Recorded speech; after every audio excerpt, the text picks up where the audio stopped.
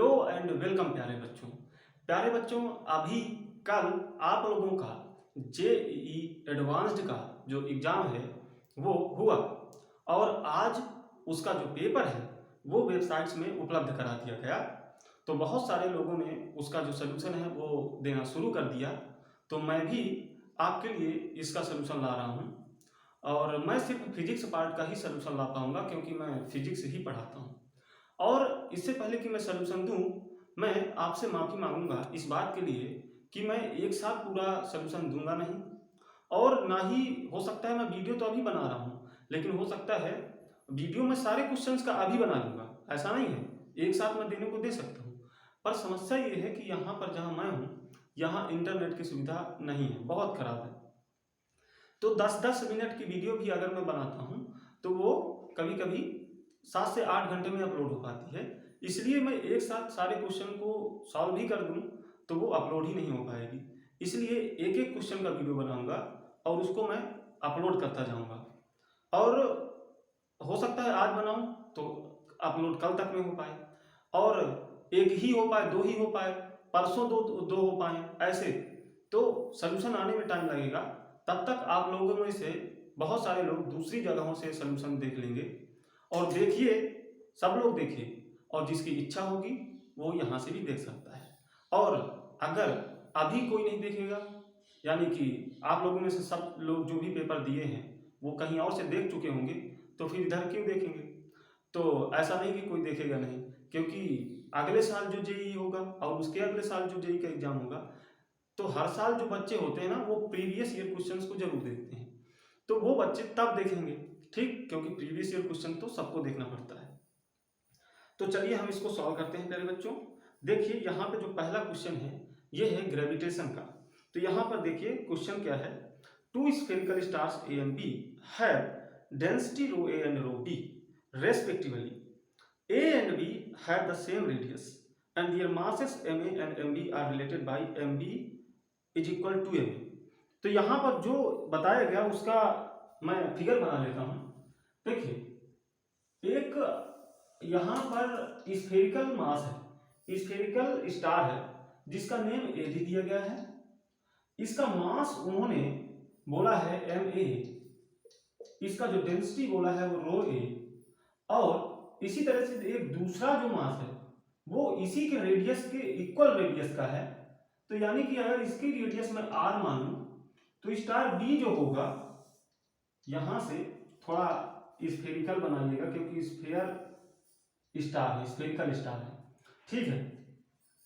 तो ये अपने पास स्टार बी है, इसका मास लेट सपोज एम बी है और इसकी जो डेंसिटी है उन्होंने बताई है वो रो बी है, और इसकी जो रेडियस है वो इसी के इक्वल है। सो अगर इसकी रेडियस हमने r मान ली है तो इसकी भी रेडियस क्या माननी पड़ेगी, r माननी पड़ेगी। अब देखिए उन्होंने आगे क्या कहा, आगे प्यारे बच्चों उन्होंने कहा, अच्छा एक चीज और बोली कि इसका जो मास है और इसका जो मास है वो जो है वो आपस में इस तरह से रिलेशन में है, यानी कि mb इज इक्वल है टू ma के। तो इसको भी यहाँ पर रख लीजिए, इसका भी यूज पड़ेगा। देखिए, due to an interaction process star A loses some of its mass so that its radius is halved while its spherical shape is retained and its density remains rho। तो उन्होंने कहा कि कुछ इंटरेक्शन प्रोसेस के दौरान इसका जो कुछ मास है वो क्या हुआ, वो इसने लॉस कर दिया, और इस तरह से लॉस किया प्यारे बच्चों कि जो अब जो स्टार बचा वो भी स्फेरिकल शेप में ही है और उसकी जो रेडियस है वो हाफ हो गई है, यानी r/2 हो गई है। तो यहां पर मास लॉस के बाद जो स्टार बचा वो इस तरह से है, उसकी रेडियस r/2 है, जो अगर यहां पर r है तो r/2 हो गई, ठीक है। और उन्होंने क्या बोला कि इसकी डेंसिटी चेंज नहीं होती, वो रो ए ही है। अब देखिए आगे उन्होंने क्या बोला, आगे उन्होंने क्या बोला कि यहां पर the entire mass lost by A is deposited as a thick spherical cell on B with the density of the cell being rho A। यानी उन्होंने कहा कि यहां से जो इसका मास लॉस हुआ वो मास एक थिक स्फेरिकल सेल के रूप में इसमें डिपॉजिट हो जाता है।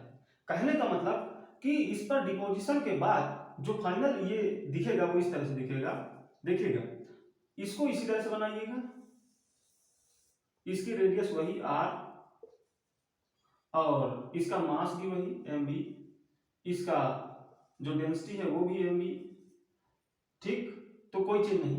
लेकिन इसके इस पर इससे जो मास लॉस हुआ एक थिक स्फेरिकल सेल के रूप में इस पर डिपॉजिट हुआ, यानी कि किस तरह से डिपॉजिट होगा वो देखिएगा, वो इस तरह से डिपॉजिट होगा,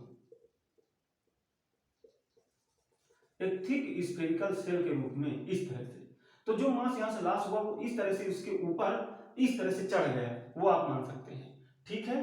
तो यहां से ये, और जो ये मास आया है उसकी डेंसिटी रो ए ही है, ये भी उन्होंने बोल दी है। जो मास इधर से आया है, ये पहले से जो मास है उसकी डेंसिटी तो रो बी ही है, ठीक है।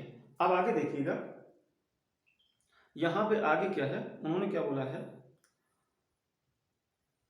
if VA and VB are escape velocities from A and B after the interaction process, the ratio VB and VA is equals under root 10 n upon 15 1 by के power 1 by 3, the value of n is, यानी उन्होंने बोला कि interaction process के बाद final मतलब जब काम हो गया सब, उसके बाद इसके लिए जो escape velocity है और इसके लिए जो भी escape velocities है उनमें जो रेशियो है VB upon VA वो कुछ इस तरह से है, 10 इंटू एन अपान 15 के पावर 1 बाई 3, इस तरह से है। तो हमें वैल्यू ऑफ एन बताना है, ये क्वेश्चन है। अब जरा देखिए ध्यान से प्यारे बच्चों, यहां पर हमें वी बी यानी फाइनल यानी कि इस कंडीशन में जब ये यहां से इस तरह से बदल जाता है, तो अब जो है यहां से जो स्केप वेलोसिटी होगी और इस स्टार से जो स्केप वेलोसिटी होगी, उन दोनों का हमें रेशियो निकाल लेना है और इसके इक्वल कर देना है। तो यहां से हम कंपैरिजन करेंगे तो m की वैल्यू मिल जाएगी। तो चलिए हम पहले VB और VA निकालते हैं, उसके बाद प्यारे बच्चों हम उसका रेशियो ले लेंगे और इसके इक्वल कर देंगे, ठीक, तब हम कंपैरिजन के द्वारा n निकाल पाएंगे। अब देखिए प्यारे बच्चों, ये है स्केप वेलोसिटीज। तो स्केप वेलोसिटी होती क्या है, यहां पर हम लिख देते हैं, स्केप वेलोसिटी होती है √2gm/r, ये होती है, जहां पे ये जो है स्टार का मास है और ये स्टार की रेडियस है। यानी कि अगर इस स्टार के लिए हम चाहते हैं कि स्केप वेलोसिटी निकालना, तो कैसे निकाल सकते हैं, तो इसका मास चाहिए जो यहाँ रखा जाएगा, इसकी रेडियस चाहिए जो यहाँ रखा जाएगा। इसी तरह से इस मास के लिए अगर हम निकालना चाहें तो इसका मास यहाँ पे, इसकी रेडियस यहाँ पे, तो इसके लिए स्केप वेलोसिटी निकल जाएगी। अब दोनों का रेशियो ले लेंगे बाद में, ठीक है। तो चलिए सिर्फ हमें पता क्या करना है, मास और रेडियस, इसका मास और इसकी रेडियस, इसका मास और इसकी रेडियस, तब हम स्केप वेलोसिटी निकाल पाएंगे, बाद में हम रेशियो ले लेंगे। तो इसके लिए सबसे पहले मास देखिए क्या होगा, अगर इसकी रेडियस r/2 बची और डेंसिटी अभी भी रो ए है, तो इसका जो मास है वो कितना बचेगा।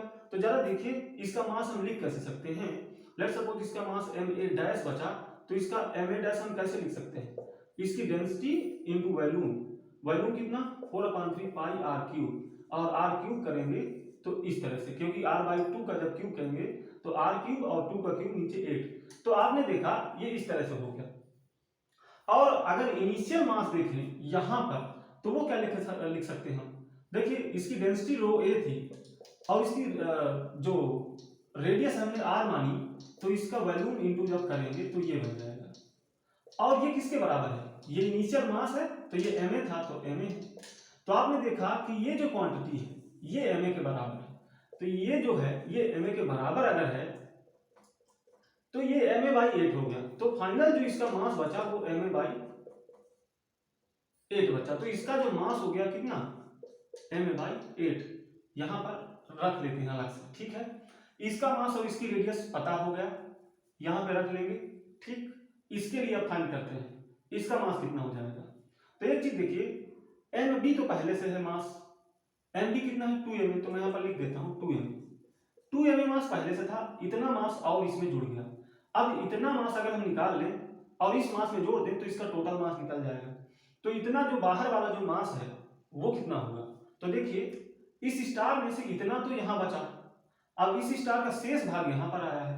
तो देखिए पहले ma था, मैं यहां पर कर लेता हूं, इतना यहां चला गया तो शेष इसमें आया होगा, तो शेष कितना बचा ma-ma/8, जो कि हो जाएगा 7/8 ma।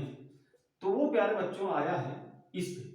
अब इसका इतना पहले से था 2ma, इतना और आ गया, तो इसका पूरा टोटल मास कितना हो जाएगा, यहां पर देखिए हम 7/8 में हम जोड़ देंगे 2 mm, ये टोटल मास हो जाएगा। और इसका अगर हम वैल्यू निकालें तो 8 दूनी 16 7 23 ma/8, ये इसका फाइनल मास हो गया। तो यहाँ पर मैं लिख लेता हूँ इसका जो फाइनल मास है वो है 23 ma/8। ये हो गया पहले बच्चों इसका मास। इसकी रेडियस निकाल लेना है। फाइनल रेडियस लेट सपोज हम मान लेते हैं कि आर बी है, तो आर बी ही हमें फाइंड करना है भाई, रेडियस हमें फाइंड करना है ना, तो फाइनल रेडियस तो आर बी है ना, तो आर बी फाइंड करना है।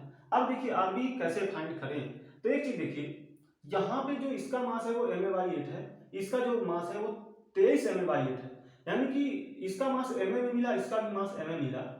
तो इसका जो रेडियस है, अगर इसका मास इसके मास के टर्म में मिला है तो इसका भी रेडियस जो है इसके रेडियस के टर्म में मिले, यानी कि आर बी आर के टर्म में कुछ मिल जाए, ताकि जब हम रेशियो लें वी बी और वी ए का तो टर्म्स आपस में कैंसिल आउट हो जाए। ठीक है, तो हम क्या करेंगे, आर बी और आर का रिलेशन सबसे पहले फाइंड कर ले। ठीक है, तो कैसे फाइंड करेंगे रिलेशन, ये देखिएगा। एक चीज देखिए यहां पर प्यारे बच्चों, ये जो मास है ऊपर वाला थिन स्फेरिकल सेल का, वो अभी हमने देखा वो कितना है 7/8 इंटू एम, ये है। लेकिन इस मास को किस तरह से निकाल सकते हैं, तो जरा देखिए, इसका हमें डेंसिटी पता है रो ए, अगर इसका वॉल्यूम निकल जाए तो वॉल्यूम इंटू डेंसिटी ही तो मास होता है, तो मास पहले से पता है जो कि होगा कितना, वॉल्यूम इंटू डेंसिटी, यानी डेंसिटी हो गई वॉल्यूम कितना। हम किसकी बात कर रहे हैं, जो थिन स्फीयर सेल है स्फेरिकल सेल उसके मास की, तो थिन स्फेरिकल सेल की मास की बात कर रहे हैं, तो थिन स्फेरिकल सेल का ही वॉल्यूम यहाँ पर लेंगे, यानी जो इतना वॉल्यूम यहाँ होगा उसका। तो इसका वॉल्यूम कैसे निकाल सकते हैं, इस टोटल का वॉल्यूम लेकर के इस बीच वाले का वॉल्यूम घटा ले तो इतने का वॉल्यूम बच जाएगा। तो चलिए करते हैं, 4/3 पाई यहाँ पे ब्रैकेट में R B cube minus R cube, यही हो जाएगा। यही इन दोनों के बाहर वाला जो बाहर से आर बी रेडियस लेकर जो स्क्वायर बनेगा उसका वॉल्यूम, और जो अंदर आर रेडियस लेकर जो वॉल्यूम बनेगा उसके वॉल्यूम का जो अंतर है, डिफरेंस है, वो इतना आ जाएगा। ठीक है, यहां पर ये हो गया। अब इसको सॉल्व करेंगे आगे। 7/8 एमओ को क्या लिख सकते हैं, एमए को हमने अभी लिखा यहाँ पर एमए इज इक्वल्स दिस, यानी कि rho A into 4/3 pi R cube, ये हो गया। इधर है rho A into 4/3 pi R B cube minus R cube. यहां से पहले बच्चों रो ए से रो ए कैंसिल हो जाएगा, 4/3 पाई से 4/3 पाई कैंसिल हो जाएगा। अब यहां पे आगे सॉल्व करें तो ये कितना बचेगा 7/8 आर क्यूब, इधर बचेगा R B cube minus R cube. अब इसको सॉल्व करें तो आगे मिलेगा आर बी क्यूब मिल जाएगा आपको, इधर इसको लेकर जोड़ लेंगे तो 15/8 आर क्यूब। अब यहां से अगर हम आर बी की वैल्यू निकालना चाहते हैं, हमें आर बी की वैल्यू ही चाहिए, तो क्या करेंगे, क्यूब रूट ले लीजिए। तो क्यूब रूट जब हम लेंगे तो इधर आर बी और इधर 15 के पावर 1/3, ये हो गया आर और ये हो गया 2, तो ये आर भी निकल गया। तो इसका रेडियस भी निकल गया, इसका मास भी निकल गया, इसका भी रेडियस और मास पता है, इसका मास इतना, रेडियस r/2। अब हम ये बहुत आसानी से निकाल सकते हैं, इसके वेलोसिटी निकाल सकते हैं, अब उनका रेशियो ले लेंगे। तो चलिए हम इसके वेलोसिटी निकालते हैं, फिर उनका रेशियो ले लेंगे। तो प्यारे बच्चों इसके लिए हमें जगह बनानी पड़ेगी, इसके लिए हम इधर से कुछ चीजें मिटा देते हैं, कुछ चीजें यहां पर मिटा दी जाए ताकि जगह हो जाए। ठीक है बच्चों, इस तरह से। अब देखिए हमें वी बी निकालना है सबसे पहले, तो वी बी कितना हो जाएगा, ये फार्मूला है अपने पास, यानी कि 2g और m, इस फाइनल कंडीशन में इसका m कितना है, तो ये है 23 m/8, यही हो जाएगा। और अपान में रेडियस, तो रेडियस कितनी निकल गया जी, इतनी, यानी कि 15/3 इस तरह से। ये वी बी हो गया। वी ए निकाल लीजिए, तो वी ए के लिए भी वही फार्मूला 2g, और मास कितना m/8, ठीक, और रेडियस कितनी r/2, तो ये हो गया वी ए। अब इन दोनों का रेशियो ही हमें दिया गया है यहाँ पर, तो इन दोनों का रेशियो निकाले तो देखिए 2g से 2g कैंसिल, m से m कैंसिल, 8 से 8 कैंसिल, 2 से 2 कैंसिल, और यहाँ पे r भी है, देखिएगा यहाँ पे r हमने छोड़ दिया था, r से r कैंसिल।